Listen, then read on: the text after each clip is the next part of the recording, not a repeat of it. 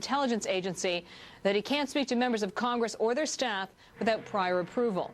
And now a security clearance, which allowed him to deal with classified information, has been pulled. The congressman says Schaefer has been gagged, punished for speaking up.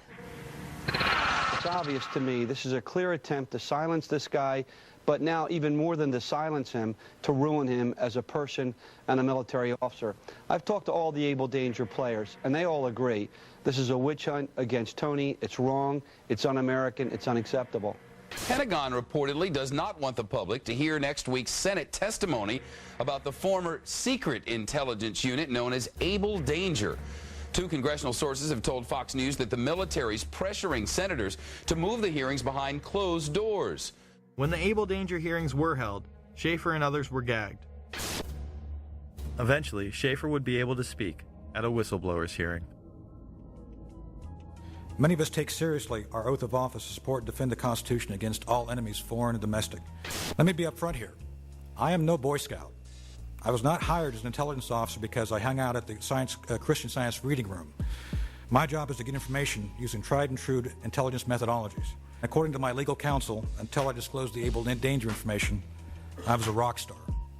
It was my work as a chief of DIA's Special Mission Task Force back in 1998 that I became involved with Able Danger. My officers and I were working at the cutting edge of technology and DoD black operations. Most of all of my operations and operational records remain classified. With all this evidence, why did the 9/11 Commission and Pentagon suppress valuable information about the hijackers' activities leading up to the attacks?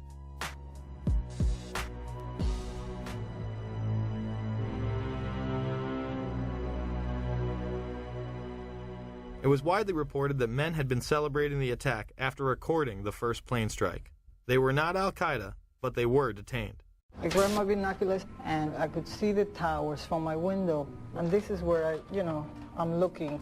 And all of a sudden, down there, I see this van park. And I see three guys on top of the van. And I could see that they were like happy. You know, they didn't look shocked to me. You know, they didn't look shocked. There was a group of Israelis, some of whom later were revealed as Mossad assets, who were arrested after cheering and high-fiving and videotaping the crash of the airplanes into the World Trade Towers. Several other men were detained after a van full of explosives was stopped outside of Manhattan.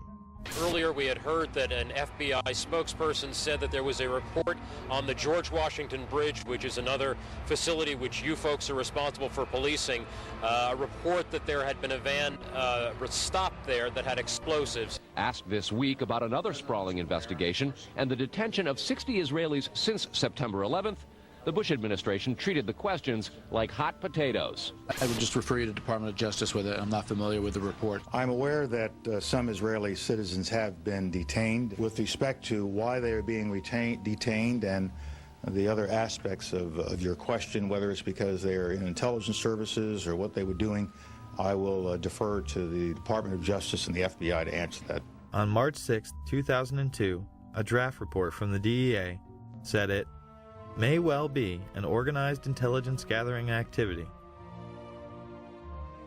Despite all of this, all the Israelis were let go without any espionage charges being filed. Fox News anchors Britt Hume and Carl Cameron would do a 4-part investigation into these allegations in December of 2001 and yield stunning results. It has been more than 16 years since a civilian working for the Navy was charged with passing secrets to Israel. Jonathan Pollard pled guilty to conspiracy to commit espionage and is serving a life sentence. At first, Israeli leaders claimed Pollard was part of a rogue operation, but later took responsibility for his work. Now, Fox News has learned some U.S. investigators believe that there are Israelis again very much engaged in spying in and on the U.S. Since September 11th, more than 60 Israelis have been arrested or detained, either under the new Patriot anti-terrorism law or for immigration violations. A handful of active Israeli military were among those detained, according to investigators, who say some of the detainees also failed polygraph questions when asked about alleged surveillance activities against and in the United States. Investigators suspect that the Israelis may have gathered intelligence about the attacks in advance and not shared it. A highly placed investigator said there are, quote, tie-ins. But when asked for details, he flatly refused to describe them, saying, quote, evidence linking these Israelis to 911 is classified. I cannot tell you about evidence that has been gathered. It's classified information. Now, when the FBI investigated, it quickly unraveled to be the largest foreign spy ring ever uncovered inside the United States, the largest. Even the Soviet Union had not been spying on the United States as much as Israel has been doing. So the FBI started to round up these spies. They started to arrest them very quietly, and they were about halfway through this process of rounding up this spy ring when 9/11 happened. Numerous classified documents obtained by Fox News indicate that even prior to September 11th, as many as 140 other Israelis had been detained or arrested in a secretive and sprawling investigation into suspected espionage by Israelis in the United States. Investigators from numerous government agencies are part of a working group that's been compiling evidence since the mid-90s. These documents detail hundreds of incidents in cities and towns across the country that investigators say, quote, may well be an organized intelligence gathering activity. The first part of the investigation focuses on Israelis who say they are art students from the University of Jerusalem and Bezalel Academy. Documents say they, quote, targeted and penetrated military bases, the DEA, FBI, and dozens of other government facilities, and even secret offices and unlisted private homes of law enforcement and intelligence personnel. The majority of those questioned, quote, stated they served in military intelligence, electronic surveillance intercept, and/or explosive ordnance units. Why would Israelis spy in and on the U.S.? A General Accounting Office investigation referred to Israel as Country A and said, quote, according to a U.S. intelligence agency, the government of Country A conducts the most aggressive espionage operation against the U.S. of any U.S. ally. The document concludes, quote, Israel possesses the resources and technical capability to achieve its collection objectives. What about this question of advanced knowledge of what was going to happen on 9/11? How clear are investigators that some Israeli agents may have known something? Well, it's very explosive information, obviously, and there's a great deal of evidence that they say they have collected, none of it necessarily conclusive. It's more when they put it all together. A bigger question, they say, is how could they not have known? Almost a direct quote, Britt. It is now apparent that this intelligence ring was inside the U.S., had prior knowledge of 9/11, and had a classified role in 9/11, which officials refused to discuss. It was also able to penetrate U.S. intelligence agencies and secret offices, yet all were released. The men who were detained due to the report they were taping the first plane crash and then celebrating and joking about it actually went on television and admitted it was their job to record the attack.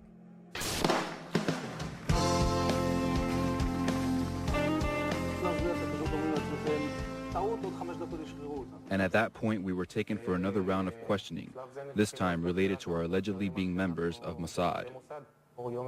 The fact of the matter is, we are coming from a country that experiences terror daily. Our purpose was to document the event. How could they have known about the attack? And who sent them to document it?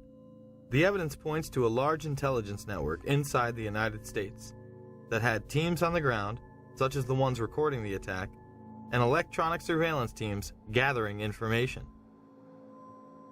Another team who was involved that day detonated explosives on the ground.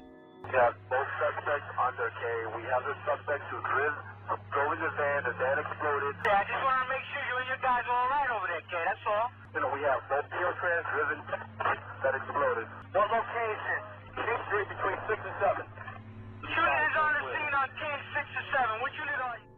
How would these teams obtain their information?